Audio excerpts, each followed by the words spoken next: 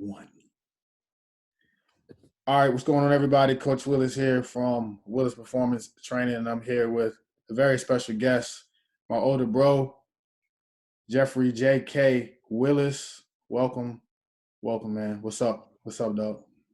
So man, you gotta introduce me as the GM now, dog. It's All right, the GM. JK the GM.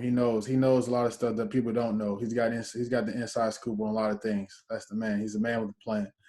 My bro JK. But today is a very special topic, man. We're talking about mental health. My bro's been working really, really hard on spreading awareness about, what mental health is, who it affects, why it's important to just do something as simple as talk about it to make things better and provide an outlet for people. So I wanted him to give a little bit of history about. I can speak for a whole hour about his resume in athletics and sports and how it led to what he's doing right now. But I want to let him give you a brief summary of what he's doing, how he came to be, and his experience. So without further ado, JK, tell us what's up, man. I appreciate it, Amar, man, and I appreciate you giving me giving me an opportunity to speak on any kind of platform to spread awareness when it comes to mental health. Because I mean, you being almost in the trenches with me and next to you know firsthand what I was dealing with, but almost also not uh, what I was dealing with, and that's also kind of what kind of led me to my platform now, really what my true purpose is, which is to help create and spread more awareness around mental health, because I didn't really understand what mental health was until I was actually in it. I didn't really know how to identify it, so it was just something new. Tell us what happened. What brought you to that point? Well, I was actually on the verge of actually um, um, getting the opportunity of a lifetime and playing in summer league and playing professionally overseas, and I got injured, severely injured in the game. Um, I suffered a pretty bad knee injury. Returned home. Had some adverse reactions to some medications that they were giving me, and that kind of turned into a whole nother thing. That turned into a whole nother thing, and that turned into a whole nother thing. You know what I mean? And it was kind of like you, uh, you're at the apex of a career, and then you have to then it's over, and then you have to deal with something totally else, something totally different. And it wasn't just a matter of the physical aspect that I was getting over; it was the mental. You know what I mean? It's just something that I've never had to deal with ever. That I'm still dealing with, but that kind of turned into 3 and 4 year and almost 5 year recovery. Actually, next week will be 6 years since it actually happened. I haven't been able to play basketball since. Um, but I've learned through all that, and even through that I went through all that because I there's something special in it that I didn't really understand in going through it. That there's a real testimony there. I didn't really know um, like the depths of it, and I honestly think that if it would have happened to somebody else, 19 plus surgeries, not including um, not including implants in the arms, countless medications, chemotherapy, all kind of stuff, man. So it's just all that taking in and all that kind of happening at once when you're not ready for it to do some shit to you. You know what I mean? It still does, but I didn't want anybody to ever be in a position that I was in again. And what I mean by that is when you are at that point, having somebody or a platform to reach out to, and that's what I didn't have. And so, as my brother was introducing me, talk about what I'm into now is I've made it my purpose to really create the help that I needed when I needed it. You know what I mean? And so, I've created a space through mental health. Let's talk about mental health, where I'm working with all the relationships and people that I've had over my career and life, and kind of really bringing that together. Where after I really share my testimony, is something that people really do. Everybody um, deals with mental health in some form or fashion. You know what I'm saying? It doesn't matter rich, poor, white, black. You know what I mean? It doesn't really matter. You know, everybody's dealing with something, and that's something that can really bring people together as we try and heal each other, especially in these times. You know what I mean? Now we have to really see people in humanity and see how we have to really work together in survival mode, and that's really my purpose. You know what I'm saying? Along with the other things, you know what I mean? I'm on. I handle my business. You know what I mean?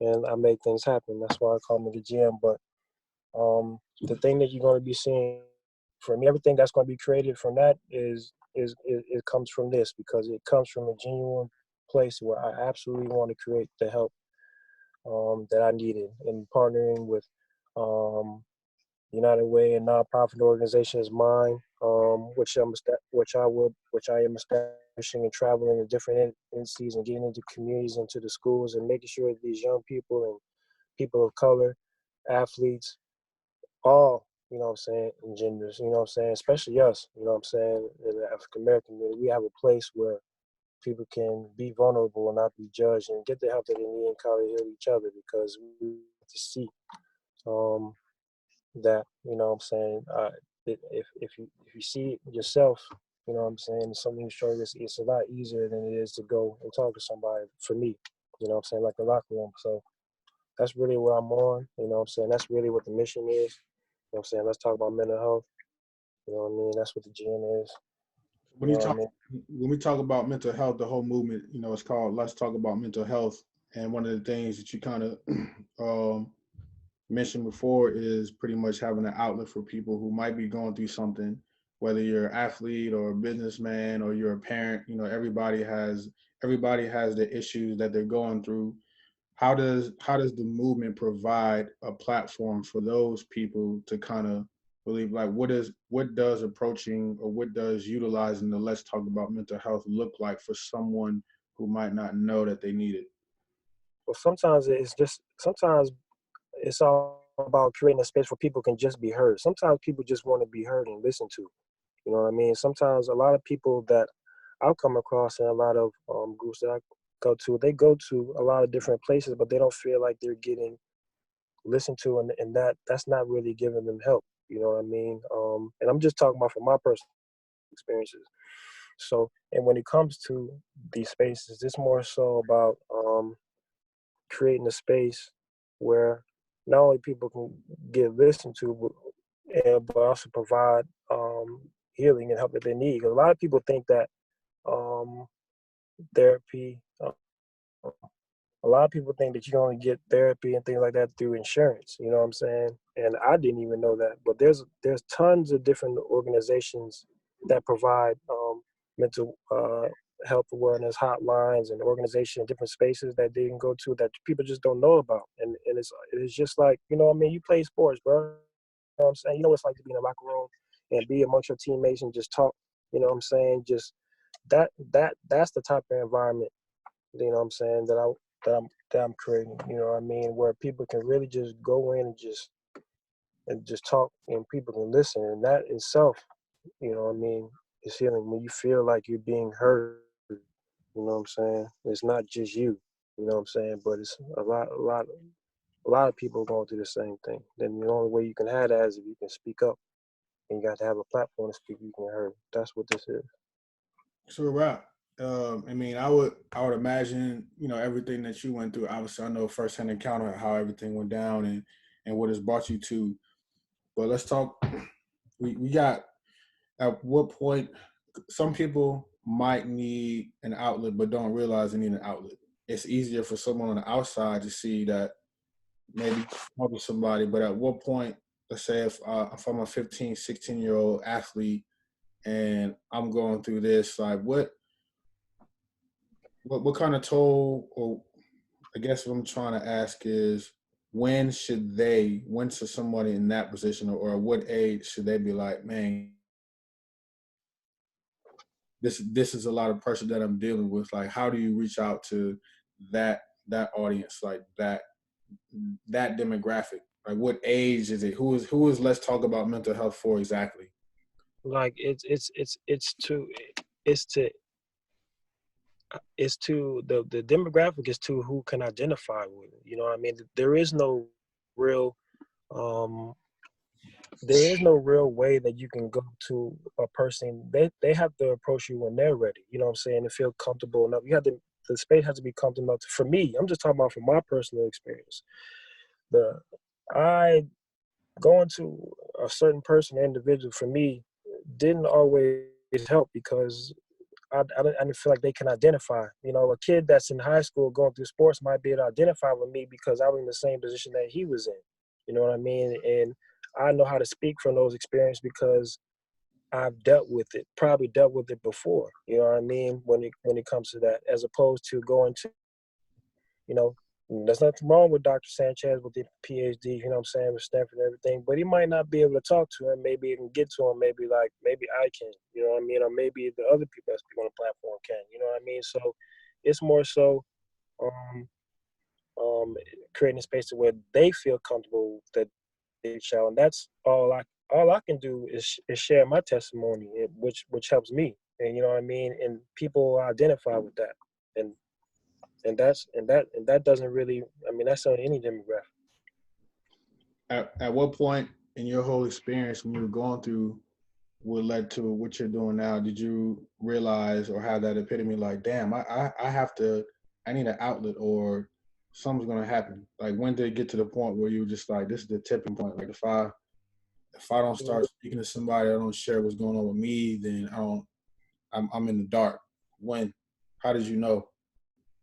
Oh man, when I probably had a hand. Probably when I had a handful of Percocets in my hand and a pack of Skittles, and I was like, damn, like this is probably right after the time I had gotten like the third. This is one of the third doctors that spoke some crazy shit, and I was like, man, this is after like it was pretty bad. And I was like, man, you know, I started to see. I said, damn, I see why people take their lives. You know what I'm saying? I see why people do this. You know what I'm saying? I understand. You know what I'm saying? Like when you're in that outlet, what that space feels like. And when I started thinking like that, and you know, me being as happy as a person like how I was, when I started thinking about, damn, you know, I need to get some help. I need to get some help and shit. And that's when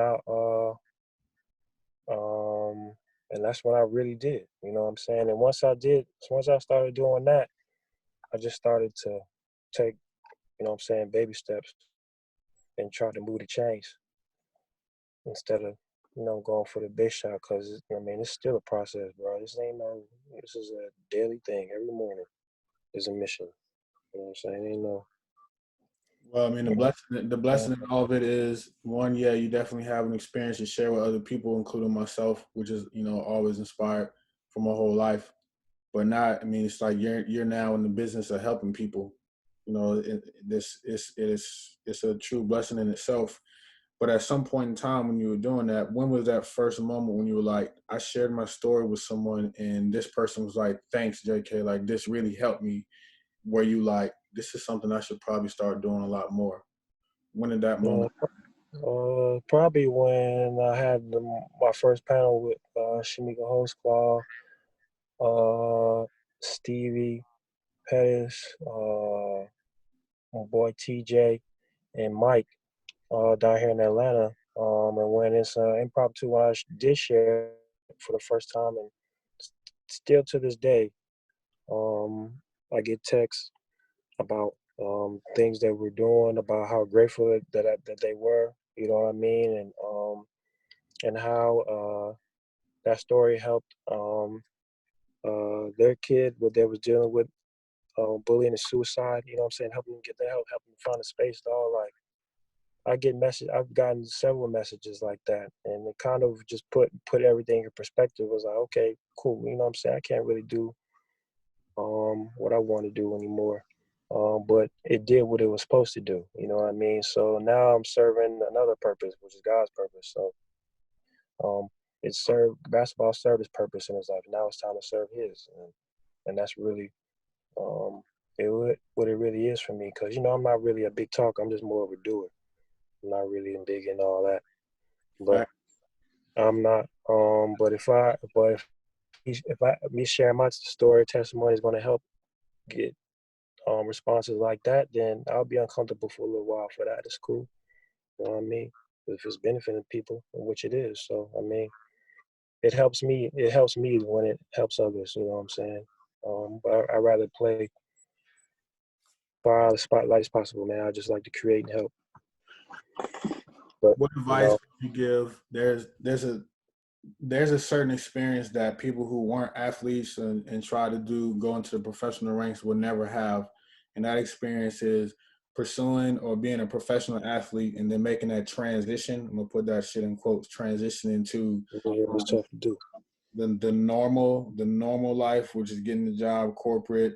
It's not only a big, just like professional shift, but the mental adjustment that an athlete has to make to do this, to get back or acclimated into. I'm gonna keep putting this in quotes. The real world is very tough mentally. It can be that shit is super tough. Like you feel lost. You don't know what to do. It's kind of like you kind of have to start behind everyone else. So I mean, what advice would you give to that athlete in that position? Well, athlete, as I'm saying, athlete does twice. You know what I'm saying? We have our identity as athletes, and then we got to figure out who we are outside of that. And some people, you know what I'm saying, the wise ones are doing that as they're playing. Some of them think that that's what they're gonna be forever. Then when it's gone, it's gone. I just didn't think it would happen in the middle of trying to create another one as well. And so now that I have finally a somewhat um sturdier foundation, I really realized that when I thought I was really on my deathbed almost 2 years ago, what I'm saying, I really was just like, man, the next thing that I'm going to do, you know what I'm saying, Lord, I'm going to make sure that I do it, and it comes from me. I'm going to be on my own time, you know what I mean? I'm going to create, and I'm really going to tap into that, and that's what's really helped me create this space. That's really helped tap into what I'm doing is working towards being a GM, and also, what I'm saying, with the shop and everything, and able just how everything just works in with each other, you know what I mean? But that had to happen in order for me to take that perspective and really see and how to really put it together like that. You know what I'm saying? Like a GM does, how he puts together his team. I'm putting together my vision. You know what I mean? I'm GM in that, like a son of a bitch. And it's all gonna come. And when it does, I ain't gonna let up. Just like the mama mentality, just like how I couldn't let up when I was trying to recover in rehab and not kill myself. You know what I'm saying? Like, and not submit to that other side. You know what I mean? I know how precious time is now because my mind was not in control of my hands. So my sense of urgency was always high. You know that, but now it's just the real shit that with none of that really matters. What matters is what you do to inspire people and what you leave for your family. You know what I mean? That's creating a legacy. What are you leaving behind when your time is gone? And I didn't have anything other than Jeff. Everybody knew, people knew who it was, but to really have an impact, like what I'm really capable of. You know what I'm saying? I'm doing what a franchise player would do with a role player's mentality. You know what I'm saying? That's dangerous. Yeah, you gotta keep your foot on the gas pedal. No brakes. No, ain't no breaks no more, man. Ain't no breaks. When I was, you know what I'm saying, that there was a time I couldn't even put my foot on anything. So I'm not letting up on nothing. But that's what it is now. So I pick and choose. I'm very particular with my time and what I put myself into and my energy is. And my peace is the most important thing in life, man. You don't have peace, everything becomes disruptive. So it's just a process for me, man. It's an everyday thing. I'm always in recovery. I'm never out of recovery. Always. And I want to make sure that I have a space for that, which I do. Great support system, good friends, you know, a purpose. That's what drives me. And I hope that um as I continue to build this thing out and share my testimony and others' testimonies on there, that it helps people find theirs too. You know what I'm saying? In times like these, it's not, you can do what makes you happy. Facts. And you talk about creating that space. Space is kind of relevant right now because with everything going on and everybody having to keep their space between people with the whole coronavirus and everything shutting down. And as a small business owner, as a parent, and just as someone going out and about who's about going out and getting it right now, I think how important is mental health right now in this current time where everything is shutting down and you might have not only a regular person who has a job and maybe a family to support, but an athlete too who can't even compete right now. How important is mental health during these times, and what can people do?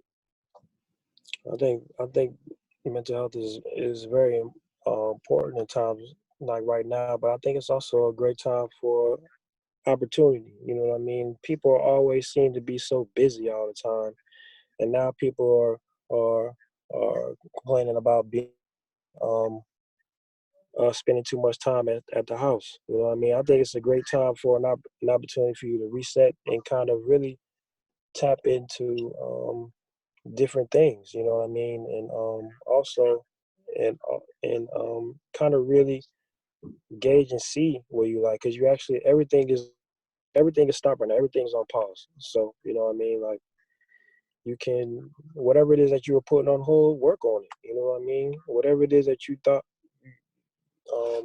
your dream that you wanted to do, put a plan together for it. You know what I mean? This definitely is a time where everybody's a lot cautious and in tune with their health, and it's definitely important for me. I'm just giving an example for myself. I like to try and keep myself engaged and try and learn new things, try new things while you have the time. You know what I'm saying? While you're not busy, and kind of learn how to get yourself in a routine while you have no choice to, and then that'll carry over back when things get to normal. You're already back moving better than you were before.